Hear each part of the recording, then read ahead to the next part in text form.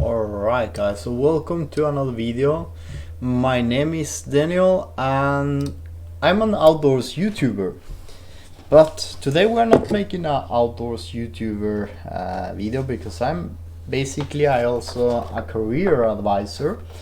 I've been working as a founder, as a career advisor. I've been helping a lot of people before in their career or to choose a career, and I've been also working as a business developer officer in HR for at least 6 years. But I think what takes me back is to be doing the outdoors, and so today I'm actually working as an outdoors YouTuber. But today, I've been basically, when I'm working with the channel, I cannot only do what I'm interested on. I also need to do a lot of work surrounding the channel. So today I'm not gonna do any outdoor. I'm basically gonna help other people that are like me, that maybe are doing YouTube stuff or are an influencer or content creator in other platforms than YouTube, or maybe you are an outdoors YouTuber like me. So the question is, and I'm gonna try to answer it and give you some tips as well. The question are, taxes, do we need to worry about this? And the other thing is doing YouTube or another platform a real job, an influencer or content creator? So when it comes to defining a hobby from work, a company depends on the cost and income on things, and it doesn't have to be money on your wallet or account. It could mean also products, because the tax organizations around the world basically, as soon as you make some kind of a profit, if it is a material profit, or money, basically, they're gonna count that as that you are getting money, and then you probably will need to tax this. So hobby, when you are running a hobby, like I'm started my YouTube channel based on my interest of being outdoors. Basically, I'm gonna dig a bit more on that, a bit more in detail, just to help you out, so you have a clue of what you are basically doing. But I started as an interest. How things starts. So it became, from a hobby became like, oh, I like to do this full time. Basically, I've been doing this actually since 2017, and 2017, 18, 20, 21, 22, that's 5 years of hobby. Sometimes it takes 1 year of being a hobby to an income, and 5 years to an income, and that income could be pretty small before it starts to basically get more. So when the cost of your hobby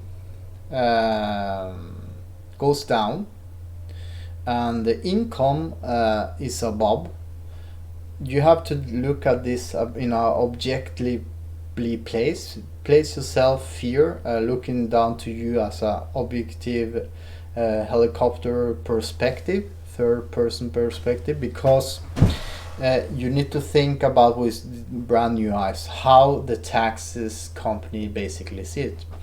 So the moment you start to earn something, you will need to think about noting this down, this revenue, this income, this product down on an account, or take a note of it. Because when it surpasses and it gives income, it's going to be considered as a company, even if you haven't registered as a company. And that's when the tax company, they find out and do some research and think, hey, you've been getting a lot of money or products here. Why are you not taxing this? And suddenly, that hasn't happened to me, but I know plenty of company that doesn't think about this, and they live on their own interest, if it is outdoors or cosmetics or whatever it is you are doing. And you have to pay, you get a bill for paying taxes, and that's when people quit, mostly. So it's important, because there are a lot of things around the state that perhaps it is healthcare, school, police, and everything around that makes society works. That basically is gonna to compile on how you are using your money and getting your money. You know, so you need to be part of a fellesskap of the community on it. So it's important to think about taxes from the moment you start to get some income.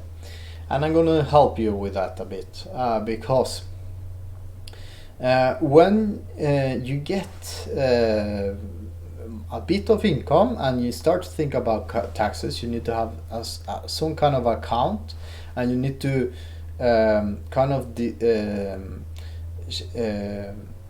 put your private life aside, and you need to be thinking as a company.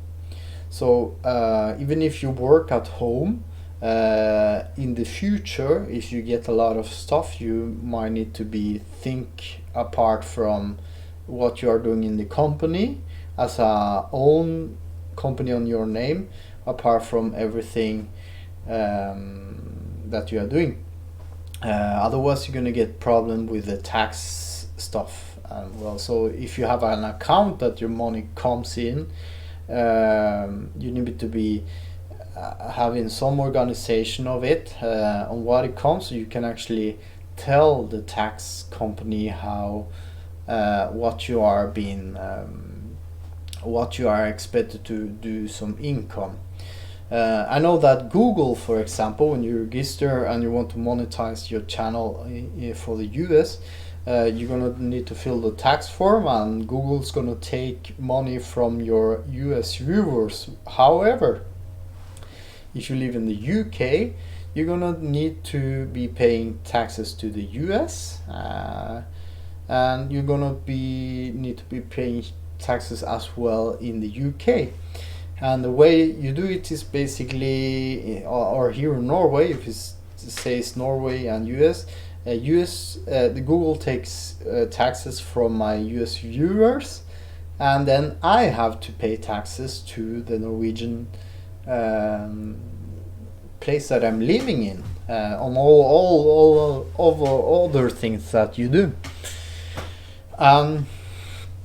The way it's called forskuddsskatt. So we need to be thinking about some dates to notify the tax organizations on how much estimate I'm going to make, so I can pay maybe a small amount of that the next year, so you don't get. And the system is based on trust, you know, so it's important to actually follow the advice. Skatteetaten is a tax organization in Norway. I've been in three free courses that the Norwegian state actually provides free, because I pay taxes to them to give them to free for everyone else. So blogging is considered as a commercial activity if it's carried on at own expense and risk, and expected to have certain scope and duration, and it's likely to generate a profit. So for me, I basically do this full time. I have some income of it, even if it's not much, and I do this as expense and my risk. So yeah, but it's kind of a I think you get like, oh no, I don't want to do that, but it's actually not that bad. So if the blog is considered as commercial activity, all income from the blog will be considered as business income. Yeah, and if you want to sell stuff, you need to be registered at the VAT register and stuff like that. So if you have affiliated program, you will need to be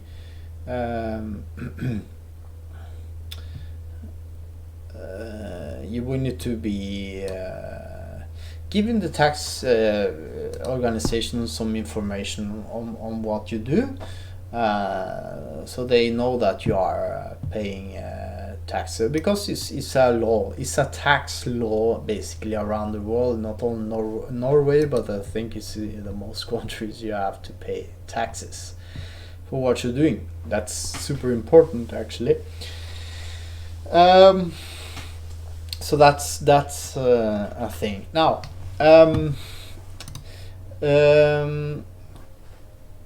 when you're doing content creator, I told you like my vision, my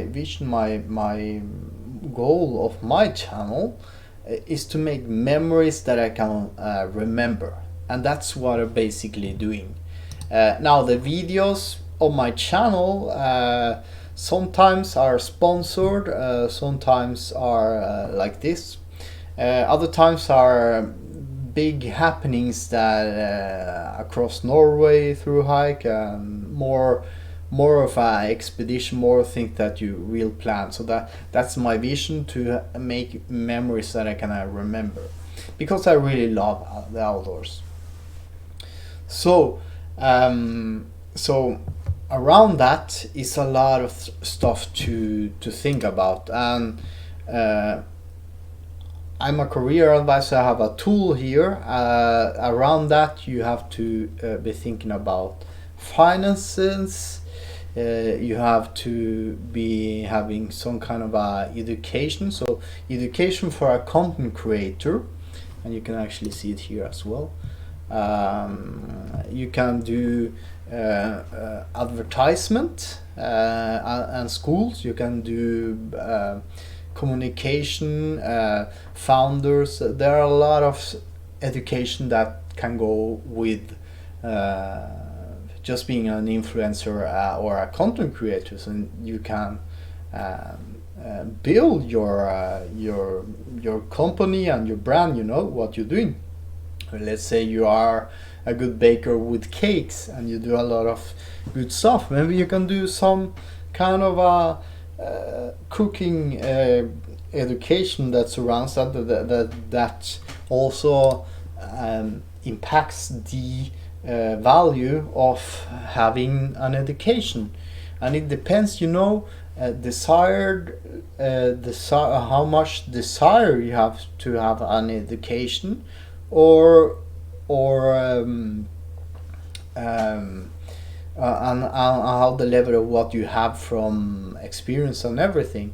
There are a lot of things to think about. Maybe you aren't good at making logos on for your channel, you know, or making a banner or something. Maybe you can ask for help to want to be somebody thinking about. Maybe you're not getting enough income. Maybe you can get some help from that too. Sound finance. You have job security, you have control, you have your office routine, like I do in my day in life after an outdoor YouTube. Maybe I do some training and prepare the food that I'm going to take on a camping video, and then I come back to edit and try not to sit too much with the PC when my family is around. That's an office routine. And the level of marketing, the level of leadership, the social benefit, you know, there are a lot of values that you need to think about. So taxes is one of the sound finances, because if you don't think about this, maybe they're gonna come a bill the next year because you're too focused on your project of baking a cake, you know. So it's a good thing to be having a business idea with plans, with the things that you value the most. Maybe take contact some kind of a career advisor that has that can give you some preference or personality interest profile like I have here. And know my challenges and know my strength, you know, because taxes and economy is basically not my strength. That's why I take courses of it. And yeah, and basically follow your interest as well, because my interest is one of the investigation type is one of my interests. When I say investigate type, is a objective academically way to think about your interest. For me, it's not practical. I'm not good baking cakes and or stuff that plenty of other YouTubers do, but I'm a good at going outdoors for the adventure, you know. That's what keeps me driving, and that's what doesn't give me anxiety and stress. So I base my YouTube based on my interest from an academical way, and also from just a regular guy who likes to go outdoors. That's basically it. But you need to be thinking of other stuff like taxes and maybe some marketing and stuff like that. So I hope you get the point, guys. I think I have mentioned it all. I have talked now for 17 minutes. So if you have some question, please post it below, and I will try to reply and help you out. So see you on the outdoors next time. Bye.